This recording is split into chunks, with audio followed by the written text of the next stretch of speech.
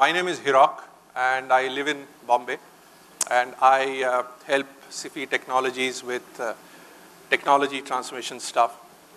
And I'll today leave you with a flavor of two things. One is what's happening in this digital experience space, and this is mostly about disparate group of bunches of smart kids in colleges and fresh grads doing some very interesting stuff. And I keep working a lot with the startup ecosystem, so I'll kind of leave you with what's happening in that space because one, it's fairly interesting, and two, some of you may find some interesting use of some of those stuff if they actually go ahead and do something interesting. And I'll also leave you with a flavor of what Sify is doing in that space and the underlying space.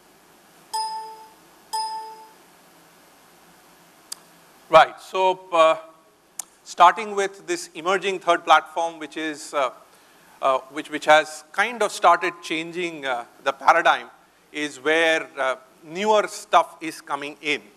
And of course, this ubiquitous device has kind of changed a lot of things. Originally, it was called the mobile phone. These days, it is called a smart device. So finally, machines have started becoming smarter than humans. So this has given birth to a lot of very interesting things. And these things are what is called context-aware computing, event-driven architecture, event-driven analytics, complex event processing, etc., etc. And let me give you small examples of what's happening in these context-aware computing. Context awareness in these kind of devices actually came in some time back when, those were called implicit context. For example, you had a mobile phone, and in the dark, obviously you can't see anything, and the keyboard lights up. So those were the first generation of context awareness in digital experience technology. The second generation became a bit more interesting, and to some of us who use these new app-based taxi services, Uber and Ola, etc. So they are using a location context, but it is still a macro context. So they're using GPS, so they can track you, eyes on you. As long as you keep your GPS on, they know where you are. So given where you are, the macro location, they can tell you whether a taxi is available or not, etc., etc. Unless, of course, you're in the backwaters of Kerala where almost nothing is available. The third generation of context-aware computing is even more interesting because there, the Internet of Things and sensors is contributing, and micro-location is now available within an area of 6 feet by 6 feet, which basically means maybe in this dais and stage, I can actually have 4 zones, 4 zones. And in those 4 zones, I can do different things. For example, when people like us speak, a lot of people in the audience, in the absence of anything more interesting to do, indulge in WhatsApp and Facebook. Fair things to do, they're very interesting stuff. But in today's context-aware computing technology, what can be done is the moment you enter through these doors, social media can be automatically switched off. And there is nothing you can do. The only way your Facebook and WhatsApp will come back is when you walk out. And there is a group of smart people trying to develop a product which will do precisely this. Government services. Not necessary that government services have to be delivered by the government only. Private citizens can do it. A group of smart kids in IIT Bombay have come out with a very interesting kiosk. It's called a healthcare kiosk. It's still in the prototype stage. It has not yet found production. But what it does is, it's like an ATM machine, and it can be placed in many different corners, publicly, privately, etc. And there are different shaped, sized holes in that, and you go and poke different parts of your anatomy, mostly fingers. And like the glucometers, it can take samples, blood samples. And not only will it tell you your blood sugar levels, it'll read your cholesterol levels, it will read your heart condition, it will read your diabetic condition, and it will give you a comprehensive report. What is even more interesting is what they're trying to do in the next phase, which is they're trying to connect with large hospitals to see if they can get the medical history and give you a comparative view as to whether you're better off or worse. So if such a thing was available, then after my trip to Kerala, obviously cholesterol counts would go up. Not a good sign, but that's a fact. So that's what they are doing. The Internet of Things is bringing in these beacons, these sensors. And these sensors are small little sensing devices which can be stuck onto even smoke alarms. And they can pinpoint locations. So they can figure out that in that table, and I can have interesting rules, that in that table, whoever is sitting, I will not allow Facebook on their smart devices. In this table, I will not allow WhatsApp. In that corner, I will not allow sound recorder. Interesting stuff, interesting stuff. A lot of senior government officials may like it because a lot of people go into their offices to either take an interview or talk to them.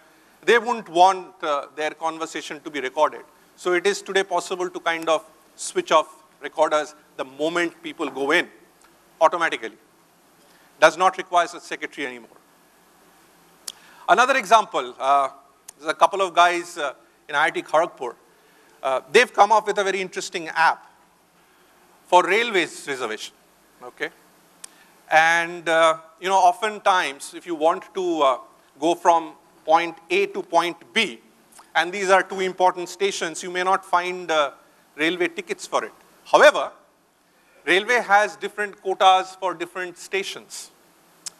And what this app does is, it web crawls the IRCTC database and the railway reservation system and finds out that is it possible to get you a ticket from a station which is very near to where you want to start from. So for example, and I could be wrong because I'm not too aware of the railway stations here, if you wanted to go from Ernakulam and you're not finding anything, it could as well actually find a ticket for you from the next station where the train stops. So it's still post-advanced POC. However, it's got incubated by IIT KGP themselves, and if it takes off, it will be like an add-on to railway reservation system by private citizens. It will still require the railway reservation system to go and do the actual ticketing, which is fine. But the services delivered is actually through something which is different. So what is this digital experience stuff all about? And actually, it's called internet.me. It's all about me, myself, I, right? I am the center of the universe. And everything that happens around me is this. And that's where this is. It's a complicated chart. Even I don't understand fully, but never mind. What it's trying to tell you is the individual is now becoming the most important object. Well, as if we didn't know that all this while, but still. And this has an opportunity to change the way governments look at delivering service to citizens. Okay? In the healthcare area, there is another interesting thing which is happening, but this time outside the country. For those of you who kind of are interested in what's happening in the Medicare area, there is something called precision medicine. Okay? Medicine is very generalistic in nature. It's not precise. It goes and does general things within the physiology to attack what is called the pathogen. Precision medicine is redefining that. Precision medicine says that if there is an ailment which is localized to a certain area of the physiology, then I will have a medicine which will go and address that particular area of the physiology and cure it. Okay? So bioscience is making those progresses. And there is a India-based, Bombay-based startup which is doing fantastic job in what is called genomic analytics, right? Genomic analytics. And they are working in the area of cancer and oncology.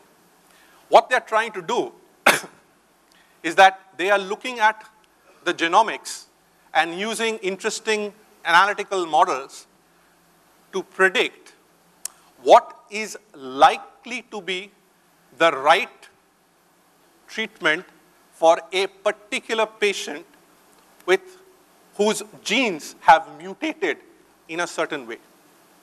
The result is that there is a 30% increase in the success rate for treating cancer patients. And I do not know if there is anybody from the departments of healthcare or Ministry of Statistics. They will tell you that a 30% increase in success rate is actually very good. Very, very good. So that's in the area of event-driven analytics, genomic analytics. The Internet of Things. Sensors and as some of the people who presented said that there is a huge penetration of mobile phones which is happening. But there is a much bigger penetration of sensors which is happening. To give you a small example, if you have one mobile phone, on an average you have 4 sensors in it, right? There are other sensors coming in your homes, in your cars. The Mahindra Scorpio product has roughly 27 sensors inside it. The interesting part is not too many people know what to do with them, right? So it's a solid state device. So it goes on bad roads, the status, solid state, so state. State changes from 0 to 1. Brilliant. Computer scientists love it. Can I take this information, decipher it, and send a message to other Scorpio drivers who are somewhere behind saying that this stretch of the road is poor. So if you're driving on the highway fast, not enough light, slow down. Formula One. On an average, a Formula One racing car has roughly 200 sensors. And every weekend, once the Formula One whizzes past, there are terabytes of data which comes out from every vehicle.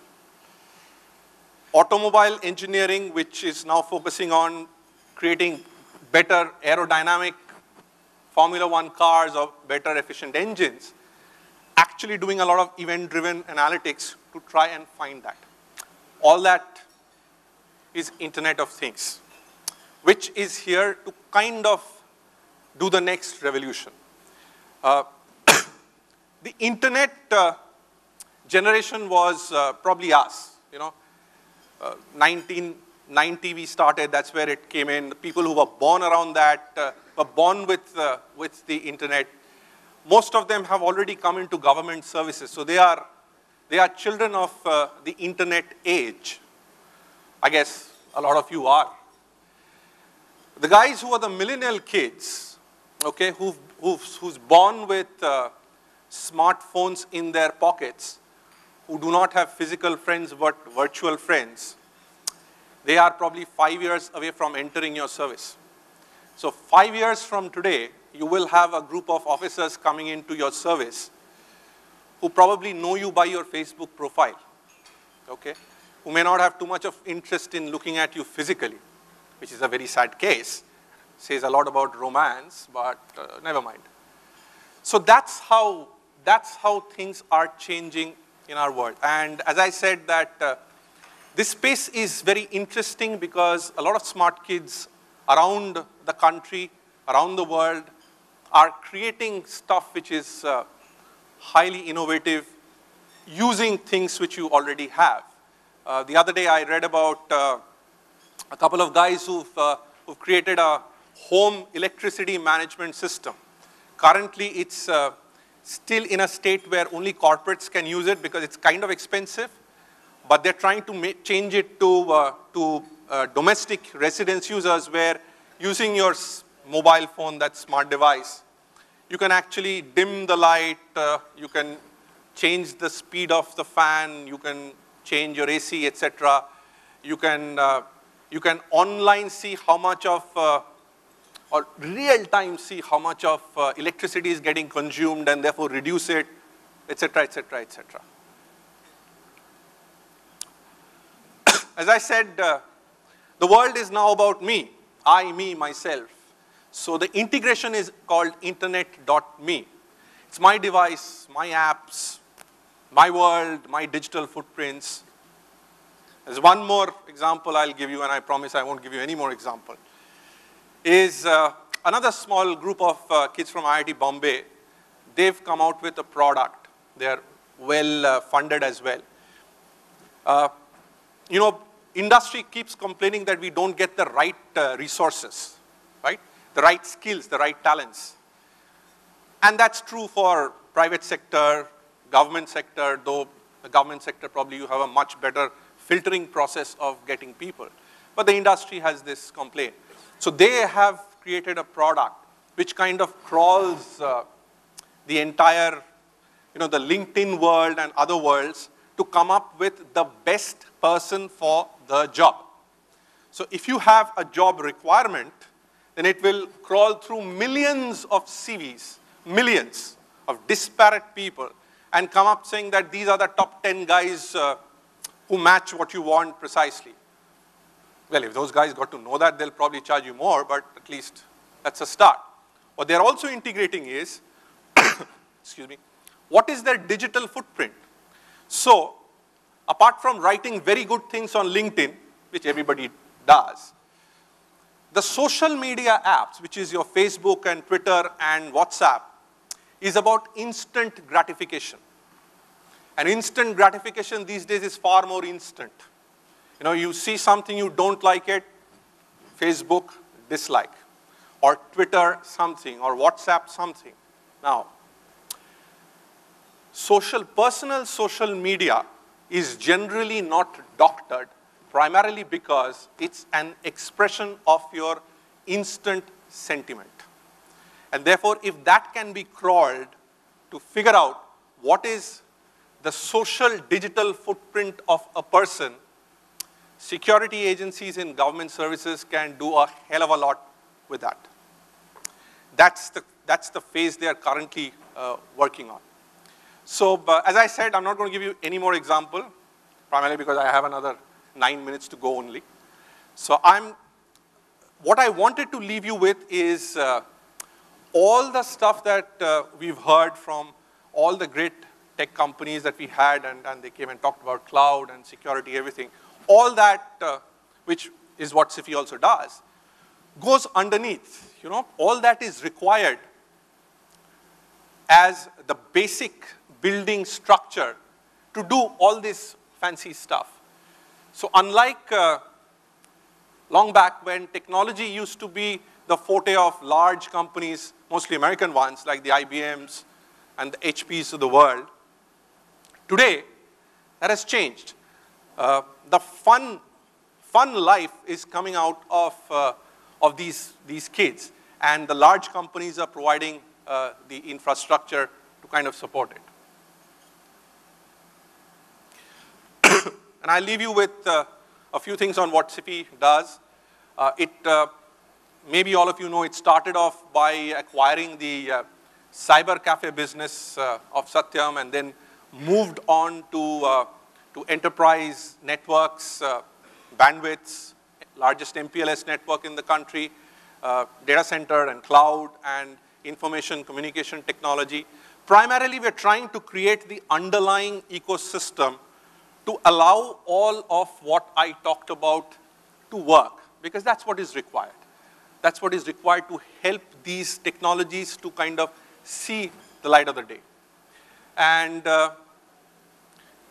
in the past 15 years of Sify's journey, it has gone through these transformations from just a B2C company, which was the cyber cafe staff, to a B2B company, which is a very interesting transformation for consultants like us who like doing case studies on transformation. This stuff is fairly interesting. So moving from hosting service providers to transformation partner, cloud-enabled services, et cetera, et cetera. And this is how newer and newer technology is getting delivered. All the stuff that I talked about, for that to get delivered, you will probably need something like this, because now there are three elements coming in. One is the business, B2B, business to business. Second, which is fairly kind of neglected in India, and I still call it the neglected group, which is the employees, the business to employee. The employees are kind of there, but that service has to take off in this country for companies to become good, better, and great. I don't know of any great company in the history of this world which hasn't had very good and happy employees. And the third is the business to consumer. And that is not just the domain of retail companies and e-com companies, etc. It's becoming the domain of everybody. And of course, government has the biggest stake in it, because every consumer is a citizen. Somebody talked about public, private, hybrid clouds. This is how Sify kind of believes in it. So you can have privatized, hosted, public, all kinds of stuff. In fact, the entire portfolio of services of Sify is available in that brochure, which the team will kind of distribute for you to have a look. I've put down some government projects that Sify has done, primarily Maharashtra, but it has done a lot of work in Delhi as well, the Department of Post and other stuff.